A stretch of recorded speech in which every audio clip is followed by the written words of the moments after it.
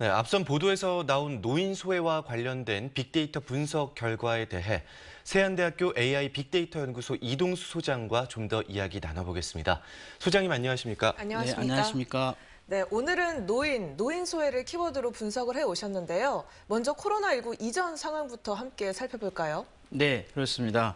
뉴스 기사에 대한 빅데이터 분석 결과 코로나19 발생 이전의 특징적인 단어를 살펴보면 전국 단위에서는 지원사업, 사회활동, 지역사회 보장 협의체와 같은 중심 단어에서 알 수 있듯이 지역사회 연대를 통해서 어르신들에게 다양한 사회활동을 지원하는 사업이 활발히 추진되었고요.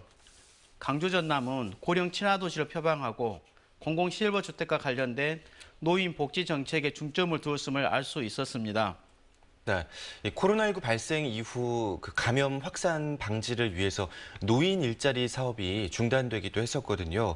이 노인들의 활동이 위축됐다라는 이야기도 있었는데 빅데이터 분석 결과 이 노인 복지 정책에도 어떤 변화가 있었나요? 네, 그렇습니다. 화면에서 보시는 바와 같이 코로나19 발생 이전에 뉴스 기사에 자주 언급되었던 확대, 지원, 일자리, 참여, 창출 사업과 같은 노인 일자리 및 사회활동 지원 정책들이 코로나19 발생 이후에 대폭 감소하였고요.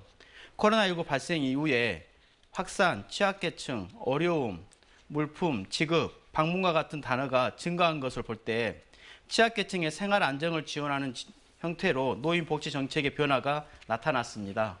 네, 그럼 이번에는 SNS 감석 분석 결과에서는 어떤 의미 있는 결과가 나타났을까요? 네, 화면에서 보시는 바와 같이 SNS 분석 결과 코로나 발생 전후에 부정어가 긍정어보다 더 높게 나타났습니다. 네. 특히 애로움, 고립, 노인학대, 고독 등이 새롭게 등장했는데요. 어르신들을 위한 경제적 지원과 더불어 심리나 정서적 지원 정책이 강화되어지지 않을까 싶습니다. 또한 SNS에서는 어르신들에 대한 편견과 차별의 시선을 버리고 건강한 공존을 강조하는 글들이 눈에 띄었습니다. 네, 앞으로 위드 코로나 시대에 이 노인 인구가 상대적으로 많은 광주 전남은 어떤 정책들이 나와야 한다고 생각하시나요? 네, 먼저 코로나19가 가져온 삶의 변화는 코로나19 이전 시대로의 회복이 아닌 새로운 일상으로의 적응을 요구하고 있습니다. 노인 일자리 사업에 있어서도 눈오는 시대에 맞는 소득 보장과 사회 참여가 연결될 수 있도록 비대면 중심의 노인 일자리 발굴 및 확대가 필요한 시점인 것 같습니다. 네.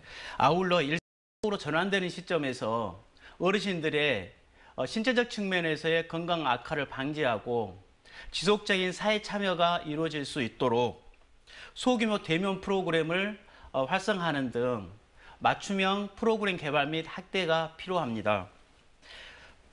또한 각 분야의 전문 인력을 활용하여 어르신들의 고독과 또는 애로움 이런 부분들에 대한 사회적 고립감이 느껴지지 않도록 사회적 서비스 지원이 필요한 시점이기도 합니다. 끝으로 스마트폰 사용이 가능한 어르신들을 위해서 온라인 플랫폼을 활용한 비대면 서비스를 함께 제공함으로써 코로나 시기에 지원이 부족한 서비스 공백도 메꿔나갈 수 있지 않을까 싶습니다. 네, 지금까지 노인 소외와 관련된 빅데이터 분석 결과 이동수 소장과 이야기 나눠봤습니다. 고맙습니다. 고맙습니다. 네, 감사합니다.